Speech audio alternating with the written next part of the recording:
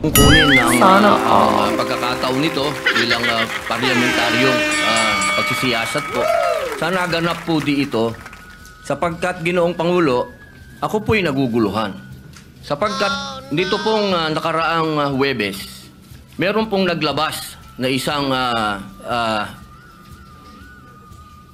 journalist ito, isang istasyon, na sinasabi na ako daw po ay nagngat-ngat dito sa loob ng Senado. Ito po ay ano po yung middle finger po. Habang tayo daw po ay nagsasagawa ng lupang hinirang, nagpa-flag ceremony, ako daw po ay nagngat-ngat. At ito po ay naging malaking issue. Ako po ay nagtataka, Ginoong Tagapangulo, sapagkat noong pong dati na binigyan ako ng issue na isang chismis, naglabas po kaagad ng ating Sergeant of Arms ng report at binigay niya po kaagad sa media. Ito po, wala pong kahit na sino ang nagpapaliwanag na hindi ko po ginawa. Ang tanong ko po, meron po ba tayong tinititigan sa tinitingnan dito? Kasi napakabigat po ng akusasyon na ito sa harapan po ng ating bandila. Ako po'y magngangat-ngat.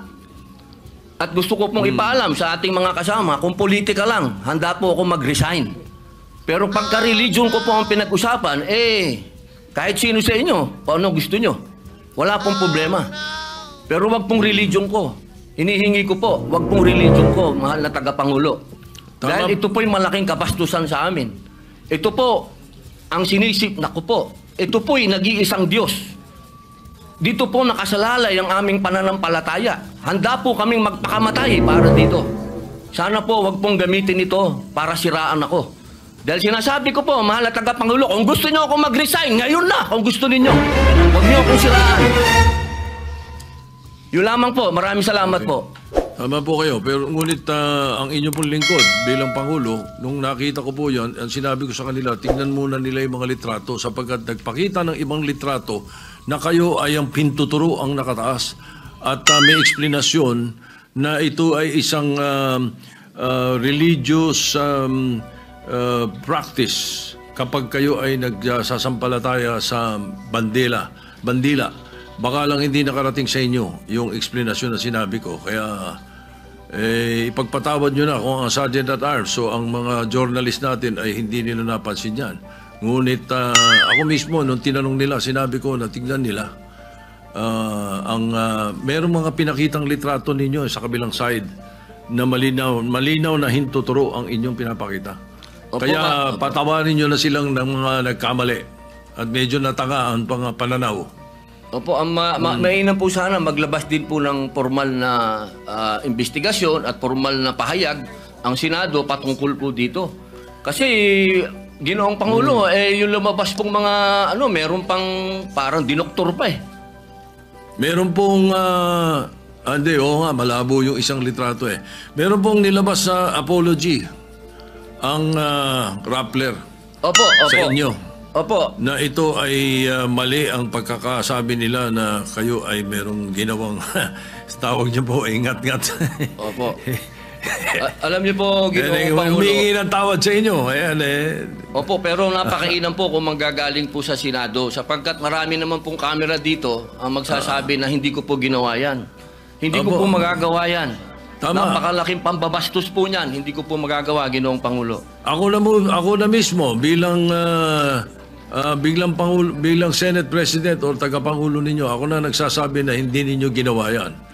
At tama yung mag-apologize sila sapagkat mali ang pinakita nila. Patawarin nyo na sila. Meron pang isa, merong naglabas din ng isang fake news na meron daw kumakanta rito ng Bayang Magiliw na pababoy. Papayagan ba natin mangyari dito yun? Hindi po totoo yun. Hindi nangyayari yun. Nandito kami at wala tayong nakitang nagkumanta ng Bayang Magiliw dito o ng Lupang Hinirang dito na mali. Kaya dapat nag-iingat ang ating mga netizens. Na ibang napakahusay ng mga netizens natin kung tutuusin Pero may mga ilan nakakasingit talaga ng mga fake news na ganyan. Siguro masyado lang kayong popular kaya kayo pinag-initan. Maraming salamat po, Ginoong Pangulo. Wala po nga naman. Yes, Senator De La Rosa is recognized. Thank you, Mr. President. Mr. President, since nabanggit mo na lang rin lang na yung pagpangalaga sa lahat ng miyembro ng Senado ay isang tungkulin ng Senate President. I just would like to bring to the attention of the Senate President.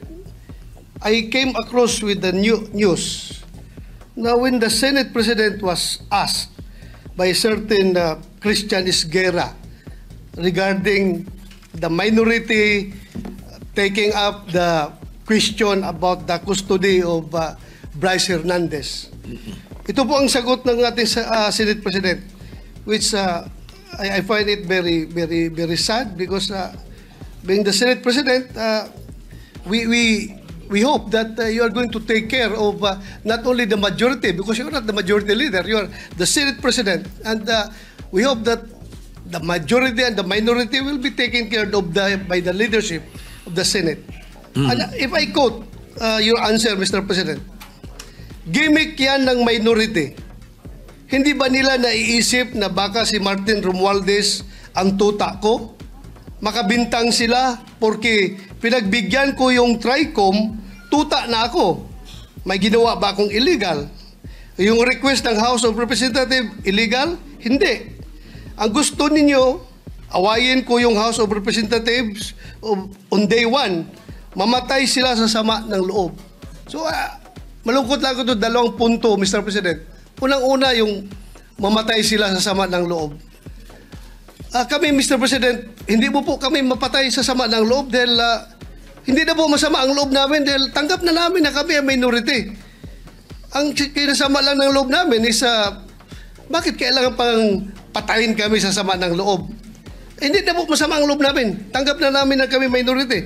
At pangalawang punto, Mr. President, gimmick lang ng minority yan. Ang Senado po, hindi po ito noon-time TV show na puro gimmick ang ating tinitikap dito. Kami po ay nag-raise dito ng legitimate issues which requires legitimate attention. So, Mr. President, ako po ay nalulungkot which brings me to my parliamentary inquiry, Mr. President, na yung si Bryce Hernandez, yung kanyang custody was transferred, physical custody, I'm talking about physical custody, was transferred from the Pasay City Police Station to the Senate Sergeant at Arms room. Through yung from correction, from Camp Crame to Pasay, it was done through plenary action. Now, lately we heard that he was again transferred from Pasay to the Senate without plenary action. This is my parliamentary inquiry. Kung is a parliamentary action can be subverted by an action which is not a parliamentary action? Yun lang tanong ko. Matter of procedure lang, Mr. President. Dahil kung ganun,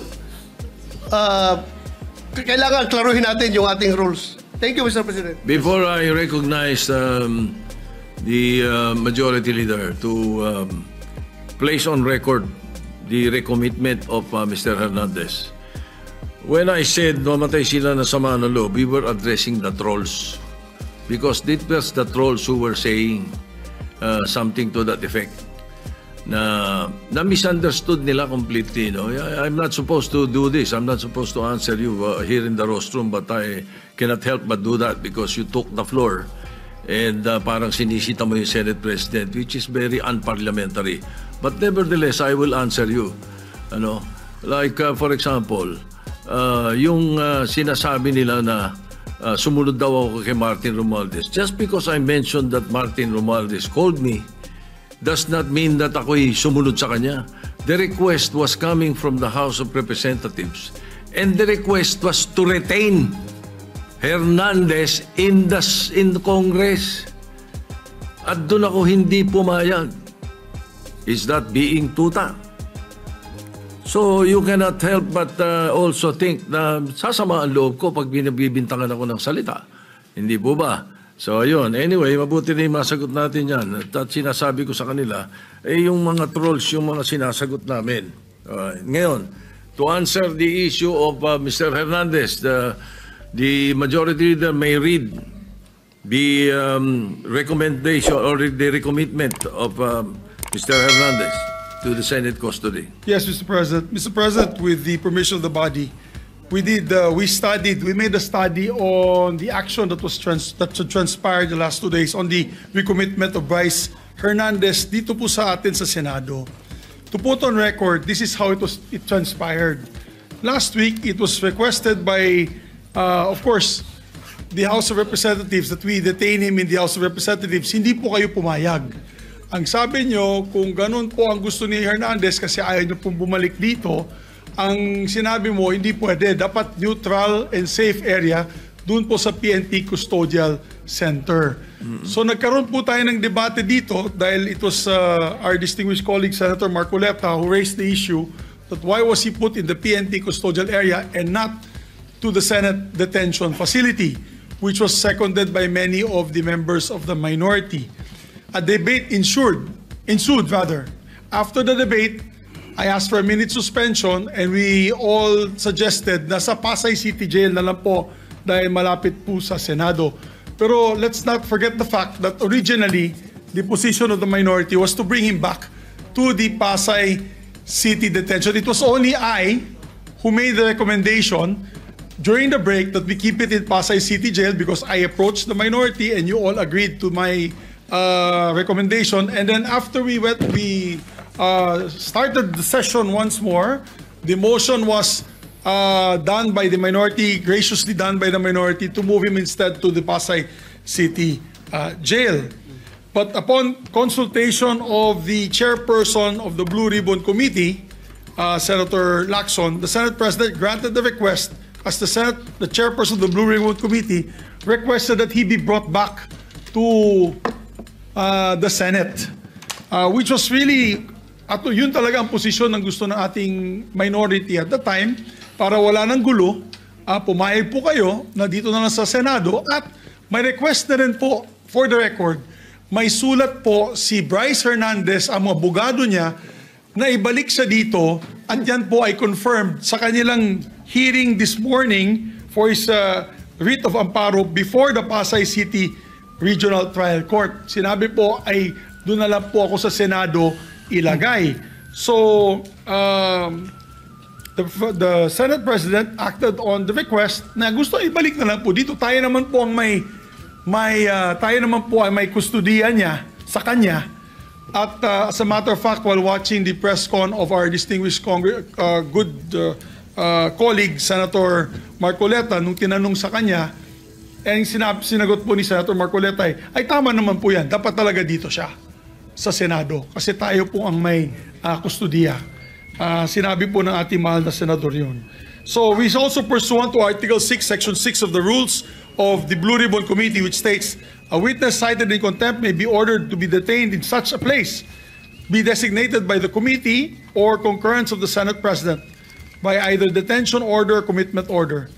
And under the commitment order, wherein the witness cited contempt refuses to produce documents required of him and her, or to be sworn or to testify, or maliciously evades or misleads the committee, or otherwise purge himself or herself of that contempt, may be ordered to be committed to any jail or prison facility upon recommendation of the committee through the chairman or the concurrence of the Senate President. So in this case po, the chairman had requested that he be brought back to the Senate for detention. It's not a violation of any rule, Mr. Chairman.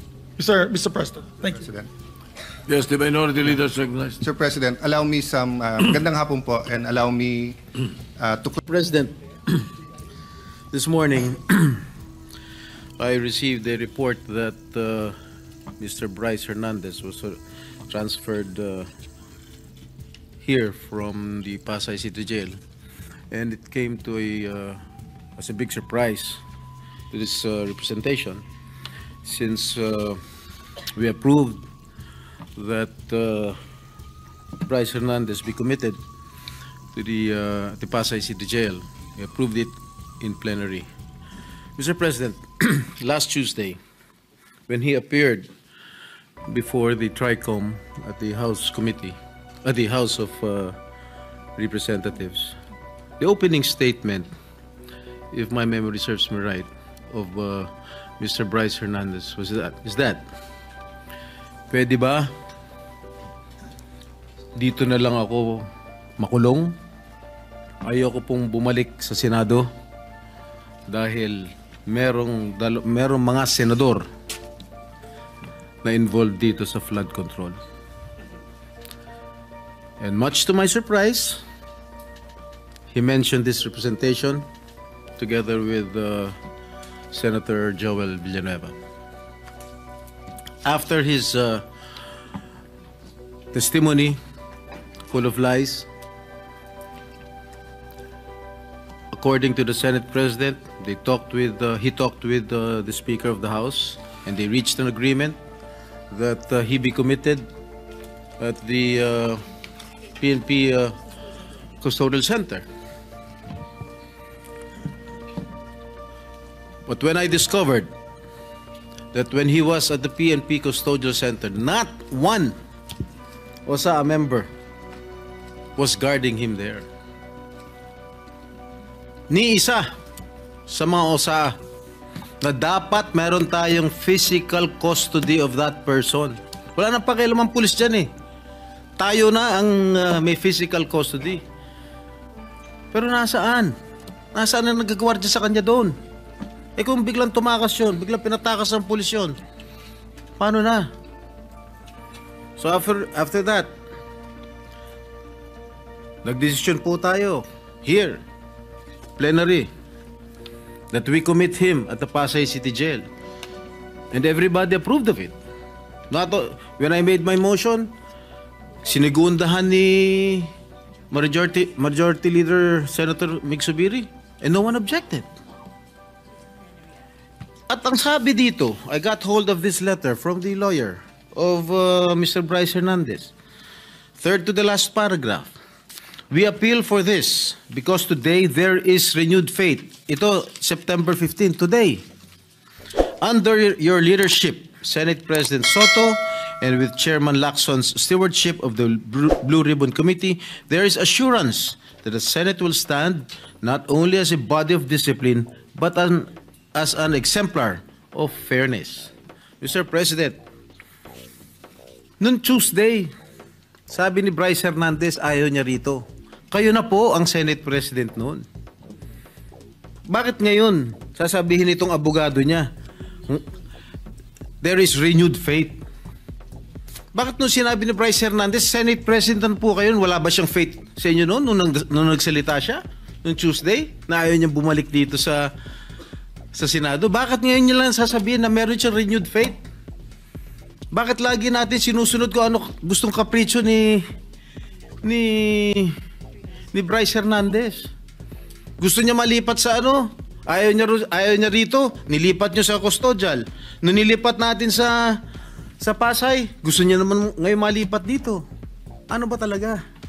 Why are we giving so much importance or credence to this person who is a liar, who is the number one suspect of this corruption, what is happening in our country today?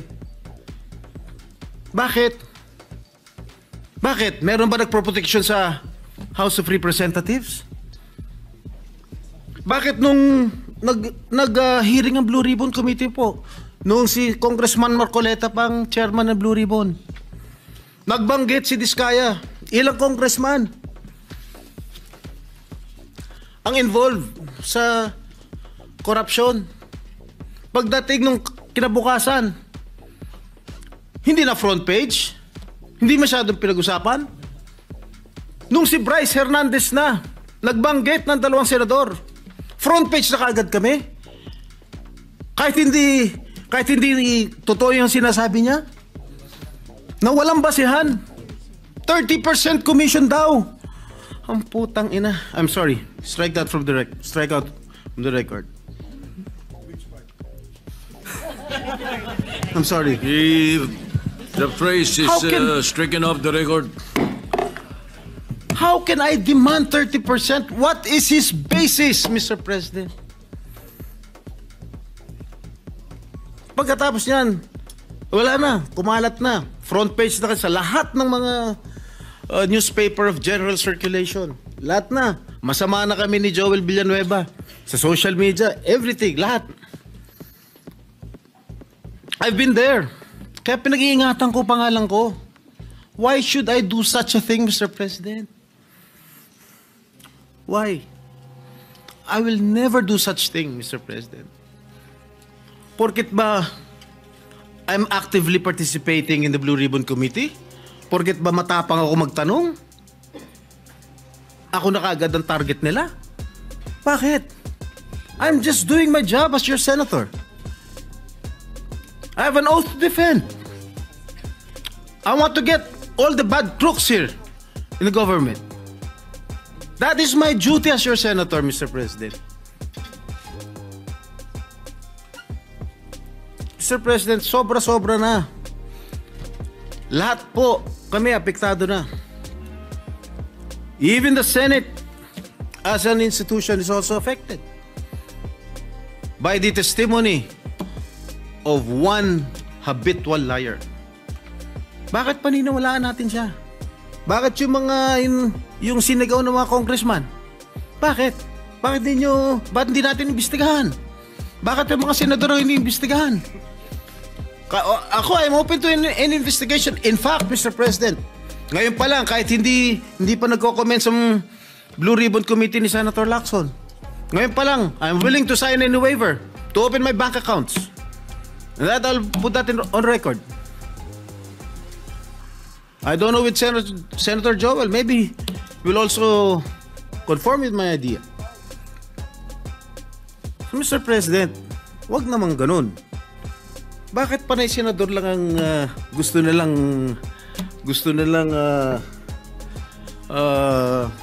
ipako sa krus?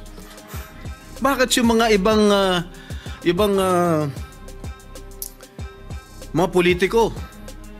Dahil porket masikat kami? Hindi naman yata tama yun. Pare-pareho lang tayo nasa gobyerno. Pare-pareho lang tayo naninilbihan dito. Yun lang po, Ginoong Pangulo. Maraming salamat po. Majority Leader. Thank you, Mr.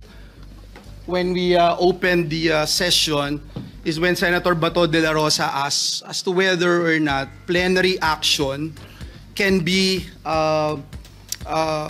superseded, Mr. President, by any action of the committee or even the Senate President. Mr. President, let me put on record my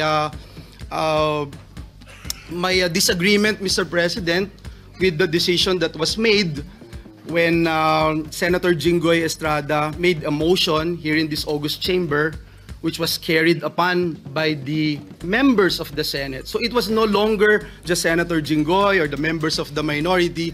It is the entire Senate who made that decision. And we wanted to put on record, Mr. President, why we supported that motion of Senator Jinggoy Estrada. Mr. President, last Tuesday, when this guy, the assistant district engineer from DPWH, mentioned the name of this representation and that of Senator Jinggoy, he immediately stated that he is scared of the Senate. He is scared of the Senate because he mentioned two senators. And during that time, Mr. President, Senator Tito Soto is already the Senate President. And then afterwards, a lot of congresspersons would say that he is safer in the House of Representatives.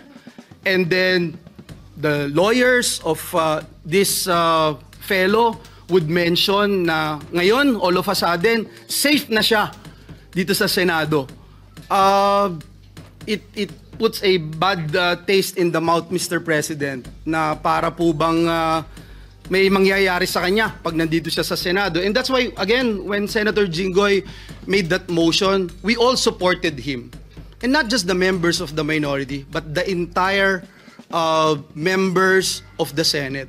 And so, Mr. President, even if the majority right now, including some members of the minority, would support the idea of bringing him here in the Senate premises, Senate custody, I will have no objection, Mr. President. But as a former majority leader, I tried to look at the rules, Mr. President. I have not seen a single line in the Senate rules that says the plenary action ay po pwede pong masupersede ng anumang suggestion ng committee o ng mga abogado po natin sa Senado. But again, Mr. President, let me put on record, I will submit with the wisdom of the majority. If that is the desire of the majority, na ibalik po siya dito, yes, I have no problems with that, Mr. President. It's just that I appeal to my colleagues here.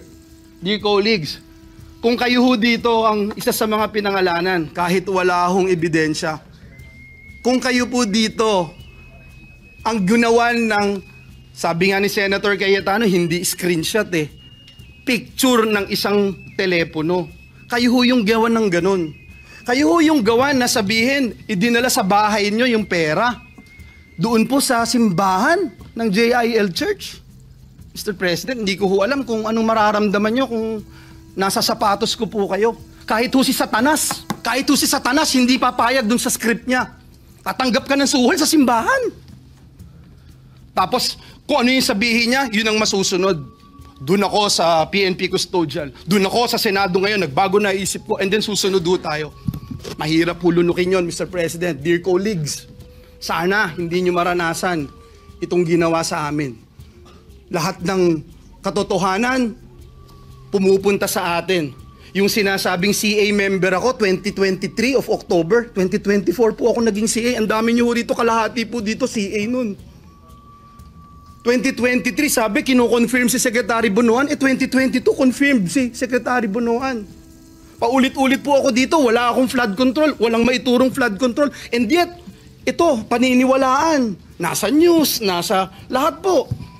Dito sa atin, binanggit yung mga kongresista, pero wala, parang falling to deaf ears, Mr. President. Again, Mr. President, hindi ko kailangan na may sumuporta sa akin dito sa Senado. Kahit isa po dito sa Senado, I appreciate yung mga naniniwala. Kung hindi kayo naniniwala, it's not my problem. Ang alam ko lang, Mr. President, mahirap na ikaw paparatangan tapos sa mismong sarili mong bahay, hindi ka maproteksyonan. Sa mismong sarili mong bahay, pinagdududahan ka o hindi ka man lang mapakinggan, Mr. President. At parang ang nagiging dating ngayon, kung ano ang gusto ni Bryce, nitong assistant district engineer, siya po yung masusunod. So yun lang Mr. President. Akin po, kung ibabalik po siya dito, let the plenary decide and let's continue to abide by our rules. Marami pong salamat, Ginoong Pangulo. Senator Jingo Estrada, Mr. President, would like to be recognized. Senator Jingo Estrada is recognized. Thank you, Mr.